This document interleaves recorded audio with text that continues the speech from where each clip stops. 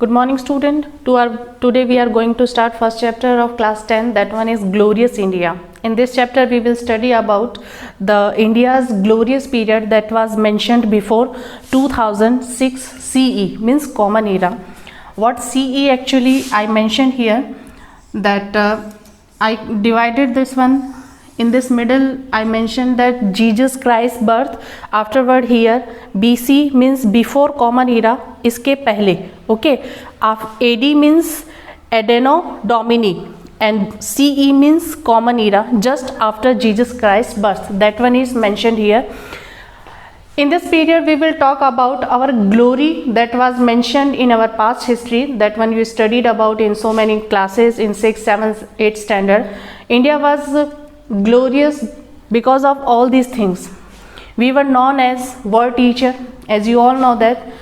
हमारे यहाँ पर बाहर के लोग आते थे. They got education and that education was quality based education.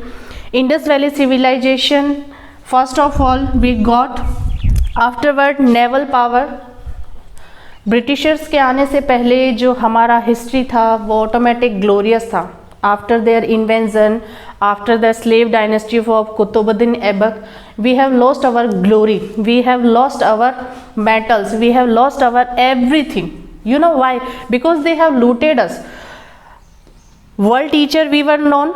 Indus Valley civilization we got the first. Naval power हमारा इतना अच्छा था उस टाइम पे, जो भी मटेरियल आता था that was come by the ocean way. Naval power is mentioned there. Golden bird means we are having so much treasure, we are having so much metals, wealth we are having, spices we are having. So just because of that we were known as golden bird. Philosophy अगर हम बात करें, previously जो हमारे यहाँ पर जितने भी जो टीचर हुए हैं, दे नोन एज योगा. योगा को इंट्रोड्यूस करवाया, ज़ीरो को उन्होंने इंट्रोड्यूस करवाया. जो हमारा सांख्य दर्शन है, जो हमारा फिलॉसफी है, जो हमारा चार्वाक दर्शन है, उसके अंदर जो मेंशन किया गया है कि किस तरह इंडिया ने पहले ही हर चीज़ को इन्वेंट कर लिया था. ठीक है. फिलोसफी के बाद में हम यहाँ का आर्किटेक्चर मेंशन करेंगे. यहाँ के आर्किटेक्चर को पढ़ने के लिए देश विदेश से लोग आज भी आ रहे हैं. यहाँ का आर्किटेक्चर द बेस्ट आर्किटेक्चर है और यही रीज़न है कि आज भी जितने भी फॉरेन ट्रैवलर्स यहाँ पर आते हैं, यहाँ के आर्किटेक्चर को देखते हैं, यहाँ की पुरानी बिल्डिंग है, हिस्टोरिकल बिल्डिंग है, उनकी स्टडी करते हैं. आर्किटेक्चर के बाद में एस्ट्रोलॉजी. एस्ट्रोलॉजी की हम बात करें तो एस्ट्रोलॉजी क्या होता है? On the basis of all these planets we have to do the prediction. हम प्रेडिक्शन करते हैं कि in future what will happen with us and in past what was happen with us. Okay, that was a unique study. बहुत अच्छी और unique study है और यही एक रीज़न है कि इंडिया अपने आप में ग्लोरियस मेंशन किया जाता था. वर्ल्ड टीचर के नाम से जाना जाता था, हम विश्व गुरु के नाम से जाना जाते थे उस टाइम पर. और हमारी जो उस टाइम की जो एक मेंटालिटी थी सबको साथ में रखने की, सर्वे भवन्तु सुखी न, एक जो हमारा मॉरल इंस्क्रिप्शन था, मॉरल वैल्यू जो हमारा था, जो हमने पूरी इंडिया को सिखाया और आज भी वही है. At this present time we are facing a very critical condition just because of this epidemic of COVID-19. You all know that, or maybe you have seen on the internet or news. In foreign countries, foreign people, they are chanting Mahamrityunjay mantra. Can you understand? Even we don't understand the value of Mahamrityunjay mantra, but they are chanting it regularly. They are doing the yagas. Why they are doing? Because they know the importance of all these things. What happened with us? We have translated, we have converted towards Western culture. Right now we are having knowledge of everything, Britishers, English and so many things we are having put in knowledge, all these things. But right now if somebody asks you regarding all this Gayatri mantra, can you chant? Mahamrityunjay mantra, can you chant? So that one is the changes of society, changes of our mind, we can say. All these glories what we were having in past, that was very important at the present view also. All these things are read by Britishers, foreign countries. Right now what's happening here, we are Indian, but I'm talking about the Hindu culture, Muslim culture, and other culture also. We are Hindu, and suppose if someone asks you to sing or write a hymn, that one is based on Hanuman ji and other whatever you know about, you can't repeat. Even you can't chant the mantra of Gayatri mantra. What is Mahamrityunjay mantra? Even you don't know. What is your epics, Ramayana and Mahabharata? अगर आपसे अचानक पूछा जाए, कल परसों मैंने एक internet पे वीडियो देखा था, उसमें जो आज के जनरेशन के बारे में बताया गया है कि वो कितना डिस्ट्रैक्ट हो चुके हैं हमारे कल्चर से। उसके अंदर उससे पूछा गया कि जैसे सीता को कौन हरण करके गया, they don't know the difference between Ramayan and Mahabharat. Sita का हरण किसने किया, तो उस स्टूडेंट का पर्टिकुलर आंसर था दुर्योधन ने। कंस का मामा कौन था, Ravan. Means this kind of typical answer they are giving. So is it okay according to our society? हम वर्ल्ड टीचर हैं, हमारी सिविलाइजेशन द बेस्ट है, हमारा naval power, golden bird, philosophy, archaeological और ये एस्ट्रोलॉजी, ये सब पढ़ने के लिए फॉरेन से लोग यहाँ पर आ रहे हैं और हम अपने कल्चर से दूर जा रहे हैं। तो रीज़न तो यही है कि कहीं ना कहीं हम अपनी ग्लोरियस एस्पेक्ट को मिसिंग कर रहे हैं। वेस्टर्न कल्चर में हम इतने घुसे जा रहे हैं कि हमें खुद का नहीं पता कि हमारे जो ग्रेट एपिक्स है, रामायण है, महाभारत है, उनके कैरेक्टर कौन कौन है, गीता जो उसका पार्ट है उसके बारे में आपको नहीं मालूम है। तो अगर हम कहें तो हम अपने आप को इससे डिस्ट्रैक्ट कर रहे हैं, और रीज़न भी यही है कि हम खुद भी अपनी ग्लोरी को वेस्टेज कर रहे हैं। Foreign countries students are coming here to study Sanskrit, but we ignored it, we are trying to move English. So that is another cause of all this glorious failure. And afterwards glorious India before 1206 CE, इससे पहले हमारा ये पूरा का पूरा glorious period के नाम से जाना जाता था। After this what happen, Qutubuddin Aibak came. As you all know that he was a failure king and having no administration. Just because of that he destroy everything. Slave dynasty हमारे यहाँ पर आई, उसके बाद में हमने खुद का एग्जिस्टेंस खो दिया। ब्रिटिशर्स हमारे यहाँ पर इंडिया में आए, हमें इतना लूटा गया, इतने टैक्सेस हमारे ऊपर लगाए गए, जो हमारे पल्सेस थे, जो हमारे जेम्स थे, हमारा एजुकेशन उन्होंने ले लिया, हमारे पावर्स उन्होंने ले लिए। जो गोल्डन बर्ड के नाम से हम जाने जाते थे, वो गोल्डन बर्ड अब नहीं रहा। रीज़न, कुछ उन्होंने लूट लिया और कुछ हमने लुटवा दिया। क्लियर? तो ये सारी की सारी चीज़ें जो ग्लोरियस पीरियड को मेंशन करती थी, वो ब्रिटिशर्स के आने के पहले से थी। ब्रिटिशर्स के आने के बाद स्लेव डायनेस्टीज़ वगैरह, ये जैसे जैसे डायनेस्टीज़ स्टेब्लिश हुई, सब कुछ फिनिश हो गया, और उसके बाद में हमारा जो ग्लोरियस पीरियड था वो ख़त्म हो गया। Okay, now next topic is Mahajanapada period, that one is 600 BCE to 325 BC। ये पीछे के टाइम पे बैक चलता था। ये 6th सेंचुरी में इसका इस्टेब्लिशमेंट हुआ था। जब वैदिक पीरियड के बाद में सबका इस्टेब्लिशमेंट हुआ तो सबको अपनी स्टेट्स के अकॉर्डिंग जो ये महाजनपद थे उसमें डिवाइड किया गया था, जिसमें टोटल डिवीज़न था 16। इन टोटल डिवीज़न के अंदर जो महाजनपद थे वो कौन थे? What is actually Mahajanapada? किसी कहोगे आप महाजनपदा क्या होता है? अगर आपसे कोई पूछे, that state is completely independent, किसी और का पावर नहीं था। That state is completely large, मतलब इसका एक्सपेंडिचर काफ़ी बड़ा था। And that state is completely powerful, means जो भी उनका इस्टेब्लिशमेंट था, उनका इंडिपेंडेंस था, उनका खुद का रूल हुआ करता था, और वो इतना लार्ज था, इतना पावरफुल था कि उनको इजीली कोई भी इन्वेजन नहीं कर सकता था।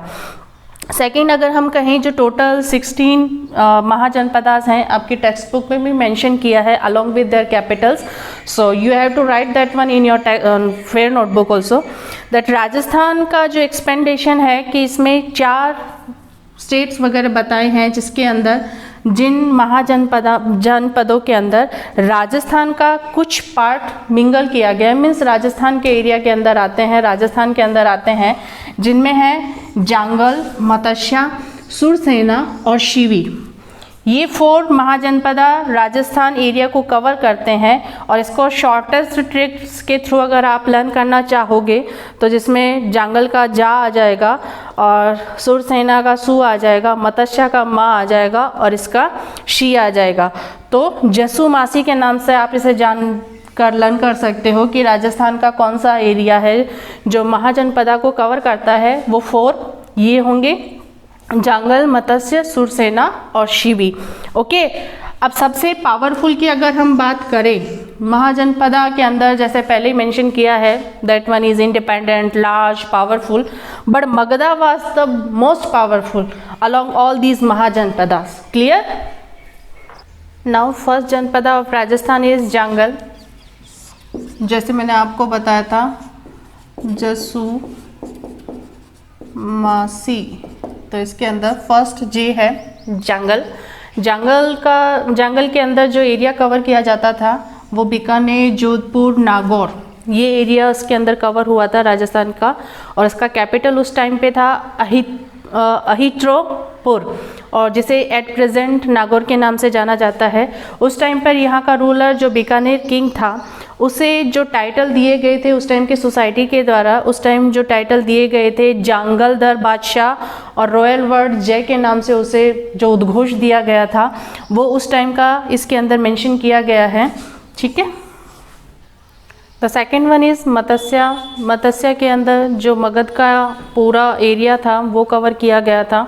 मतलब मगध जो पावरफुल, अपने आप में बहुत ज़्यादा पावरफुल और उस टाइम पे रिपब्लिक था, वो चीज़ इसके अंदर मेंशन की गई थी। And its capital was Jaipur. Area को अगर हम बोले एरिया वाइज, इसके अंदर अलवर, भरतपुर ये मिलाए गए थे, ये इसके अंदर आते थे। और मोस्टली इसे बैराट के नाम से जाना जाता था, जहाँ पर हमें बुद्ध धर्मा से रिलेटेड जो भी रिलीजन को आगे बढ़ाने के लिए जो सोर्सेज मिले थे वो यहीं से मिले थे। आफ्टरवर्ड्स शिवी, जिसका इनिशियल पार्ट पाकिस्तान के अंदर आता था, later on it was mingled in Rajasthan and that area covered by it is Mewar, Pratapgarh and Chhattisgarh. Its capital is Nagari. और यहाँ पर कॉइन्स मिले थे और ऐसा कहा जाता है कि यहाँ के जो कॉइन्स मिले थे उसके बाद में हमें यहाँ के रूलर के और यहाँ के एडमिनिस्ट्रेशन के बारे में पता चला। Afterwards we are talking about Surasena, the last one of the janapada of Rajasthan. The area covered by is Braj. Braj में आप ऑटोमेटिकली समझ लोगे, जहाँ पे आगरा है, भरतपुर है, Dholpur, Mathura and Karauli. This area covered by this janapada and its capital was Mathura. Clear? All these Rajasthan janapadas that one mingled or expanding their borders in Rajasthan. So we have read about all these clearly. Okay. Now first topic, Magadha Mahajanapada. Mahajanapada का जो सबसे powerful है, मैंने आपको अभी बताया recently, that one is Magadha. Powerful, independent and having a large expansion area. Magadha empire और Magadha dynasty जिस तरीके से एग्जिस्टेंस में आई, आपको सबको मालूम है कि चंद्रगुप्त मौर्य आए थे। उससे पहले का अगर हम बैक में अगर जाएं तो first Haryanka, Shishunaga, after Nanda. Nanda means Dhanananda, जिसको हटाकर ये चंद्रगुप्त मौर्य ने अपना डायनेस्टी को एग्जिस्टेंस किया था। अब धनानंदा की हम बात करें तो Dhanananda was not a good king. He was not worried about the welfare of his people और his subjects. He was busy in music, dance, drinking and all these things. He never worried about what his subject is doing and what kind of taxes he are putting on them. अपनी अय्याशियों के लिए, अपनी खुशियों के लिए वो public के ऊपर इतने टैक्सेस उसने इम्पोज कर दिए थे कि पब्लिक को खुद को नहीं पता था कि हम टैक्स भरने के लिए खेती कर रहे हैं, कमा रहे हैं, या खुद का हमारा जीवन यापन कैसे करें। और उसके बाद में जब किंग ही अपने आप में इतना मस्त हो जाता है तो किंग के नीचे जो सबऑर्डिनेट होते हैं, जो वर्कर्स होते हैं, वो अपने आप को किंग समझने लगते हैं, वो अपना रूल अलग से इस्टेब्लिश करते हैं। सपोज जिसने कहा कि आपको 10% टैक्स यू हैव टू पे, but his soldiers put 20% tax. Means what happened? There is lack of coordination between his ministers and king.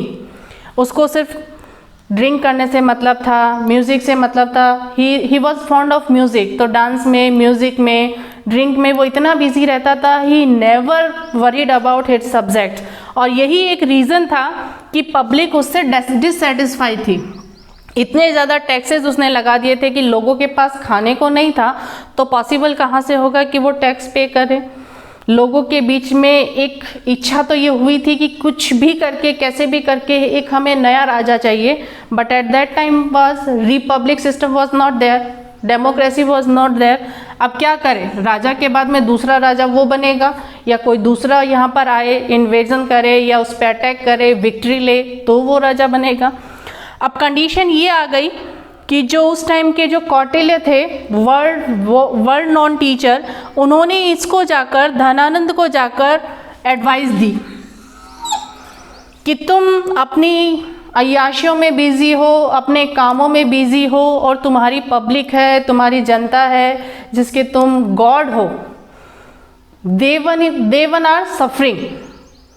He disrespected him, he ignored him. Even इसने तो यहाँ तक अपने सिपाहियों से कहा कि इनको यहाँ से कोर्ट से धक्के मार के निकाल दो। कभी कभार वो कोर्ट में जाता था, असेंबलीज अटेंड करता था, और उस टाइम पे जब इन्होंने चंद्रगुप्त मौर्य के जिसको बनाया था, तो उसी कौटिल्य को उसने वहाँ से निकाल दिया। और सबसे बड़ी बात इसकी स्टोरी के अंदर अगर हम जाने की कोशिश करें, तो कौटिल्य को जब वहाँ से धक्के मार के निकाला था, और उस टाइम की जो एडमिनिस्ट्रेशन है, उस टाइम का जो कंडीशन थी लोगों की देखकर, उन्होंने डिसाइड उसी टाइम कर लिया था कि कैसे भी कर धनानंद को हटाकर मैं नई डायनेस्टी यहाँ स्टार्ट करूँगा, नया राजा लेके आऊँगा, दैट शुड बी रिस्पॉन्सिबल, जो अपने सब्जेक्ट्स को लेके, अपनी जनता को लेकर क्यूरियस होगा, जिज्ञासु होगा, उसके वेलफेयर के लिए कुछ करेगा। At the same time he met with home, Chandragupta Maurya. Chandragupta Maurya वैसे देखा जाए तो एक गुलाम का बेटा था। मीन्स उस टाइम पर अगर हम बात करें, डिस्कशन करें, तो गुलाम पद्धति बहुत ज़्यादा थी। अगर आपके पास में कुछ बेचने को नहीं है तो वहाँ पर उस टाइम पर इंसानों को खरीदा और बेचा जाता था। तो वो लाइफ लॉन्ग हमारे यहाँ एज ए वर्कर काम करते थे on the basis of food and cloth. Clear? तो उसी टाइम पर कौटिल्य चंद्रगुप्त मौर्य की माँ से मिले थे और उन्होंने कहा कि मुझे ये बच्चा कुछ टाइम के लिए आप दे दो। सडनली नहीं बोला होगा, उसके जो फीचर्स हैं उसको देखकर, जो पहले जो बोलते हैं ना एस्ट्रोलॉजी बहुत पावरफुल होता था, हम किसी को देखकर प्रेडिक्ट कर देते कि ऐसा इसके साथ में होना है। तो वो अपने आप में इतना बड़ा टीचर था, उसने जब उसके फीचर्स देखे, उसका जो एडमिनिस्ट्रेशन देखा, जब वो खेल रहे थे, तब उसको देखकर उन्होंने ये इजीली इस चीज़ को समझ लिया कि ये जो मौर्य है इसके अंदर क्वालिटी है एक राजा बनने की, ये आगे बढ़ना चाहता है। और यही चीज़ थी कि वो चक्रवर्ती सम्राट भी बना, बहुत आगे भी बढ़ा। और उसको जब उन्होंने राजा बनाया, काफ़ी एजुकेशन दी। सेकंड, डिससेटिस्फैक्शन लोगों के अंदर किस चीज़ का था? People were afraid of Alexander invasion. लोगों को उस टाइम पर जो अलेक्जेंडर इंडिया में अपना एस्टेब्लिश डे बाय डे बढ़ाता जा रहा था, अपने आप को एक्सपेंड कर रहा था, अपना एरिया इतना ज़्यादा कवर कर रहा था, नॉर्थ इंडिया में लगभग उसने एरिया कवर कर लिया। तो इंडिया में लोगों में, यहाँ के जो मगध के लोगों के अंदर एक ये भी था कि कैसे कभी भी हमारे ऊपर आक्रमण हो सकता है और हमारा जो मगध है, जो इतना पावरफुल स्टेट है, वो उसके हाथ में ना चला जाए, वो कभी भी अटैक कर सकता है। तो एक तरह से डर उनके अंदर था। एट्रोसिटीज़ की अगर हम बात करें तो एट्रोसिटीज़ उनके उस टाइम पर लोगों के ऊपर इतने अत्याचार होते थे। अगर आप टैक्स पे कर सकते हो देन ओके, अगर आप टैक्स नहीं पे कर सकते तो जो भी आपकी ज़मीन है, जायदाद है, गहने हैं, वो सब उसके जितने भी सोल्जर्स थे वो लेकर चले जाते थे। ठीक है, यहाँ से हम मगध एम्पायर की बात करेंगे कि अब चंद्रगुप्त मौर्य का इस्टेब्लिशमेंट होता है, मौर्य डायनेस्टीज हमारे एग्जिस्टेंस में आती है। तो जैसे ही मौर्य डायनेस्टी एग्जिस्टेंस में आती है तो उसका जो युद्ध होता है सेल्यूकस से, ठीक है, सेल्यूकस को ये हरा देता है। चंद्रगुप्त मौर्य जैसे जैसे अब धनानंद को उसने हराया, धनानंद को उसने डीथ्रोन किया, तो धीरे धीरे जैसे उसने अपना एक्सपेंडेशन किया, अपना एरिया बढ़ाया, तो सेल्यूकस के साथ भी उसने युद्ध किया, वो हार गया। कुछ हाथी और घोड़ों को ले देकर उन्होंने अपने बीच में एक ट्रीटी की, ट्रीटीज मीन्स संधि एक उनके बीच में हुई। सेल्यूकस की बेटी थी Helena, she was got married with Chandragupta Maurya, उसके साथ उसकी शादी हो गई थी। अब सेल्यूकस ने उसे गिफ्ट में, जैसे दहेज नहीं बोलते आप लोग, उसको अफगानिस्तान बलूचिस्तान दे दिया, मीन्स उसका एरिया और कवर हो गया और ब्रॉड हो गया। अब एक्सपेंडेशन की हम बात करें, देखो ए अफगानिस्तान, बलूचिस्तान, बंगाल, बिहार, कश्मीर, कांधार, और उसके बाद में कश्मीर का जो प्लेन एरिया है वो पंजाब, और यहाँ पर यमुना का प्लेन एरिया है जो फर्टाइल लैंड है, गंगा और यमुना का जो फर्टाइल लैंड है वो आ जाएगा। गुजरात है, विरी है। मीन्स इतना ज़्यादा एक्सपेंडेशन उसने अपना कर दिया था। इतना एरिया कवर करने के बाद में जो मोस्ट फर्टाइल लैंड है वो भी उसके अंडर कवर आती थी। ओके, अब उसकी बात करें, जो सेल्यूकस था उसने अपना एक राइटर चंद्रगुप्त मौर्य के कोर्ट में भेजा था। For what? To write all the rules and regulation to know more about Chandragupta Maurya, and his name was Megasthenes. उसने राइट किया चंद्रगुप्त मौर्य के जितने भी विक्ट्रीज थे, जितने भी उन्होंने रूल किए, जो उसका एडमिनिस्ट्रेशन था, जो उसने मेंशन किया अपनी बुक के अंदर। Afterwards in the old age of Chandragupta Maurya he accepted Jain religion. Okay, in Jain religion what happen, the last age of, suppose अब हमें लगता है कि हम मरने ही वाले हैं, हमारी बॉडी एग्जिस्टेंस छोड़ना स्टार्ट करती है, हमें उस चीज़ का एहसास हो जाता है। So they did fast in Jain dharma, that was in sallekhana. संलेखना कहा जाता है, जैसे इच्छा मृत्यु कहा जाता था। आज भी ये चीज़ होती है, लेकिन हम इसे सुसाइड नहीं कह सकते। ये एक एक्ट है इस रिलीजन का। और डेथ उनकी श्रवण बेगोला में हुई थी, जो कर्नाटक के अंदर है। तो देखना, अगर आपको कभी भी जाने का चांस मिले तो इस चीज़ को आप पर्सनली ऑब्जर्व कर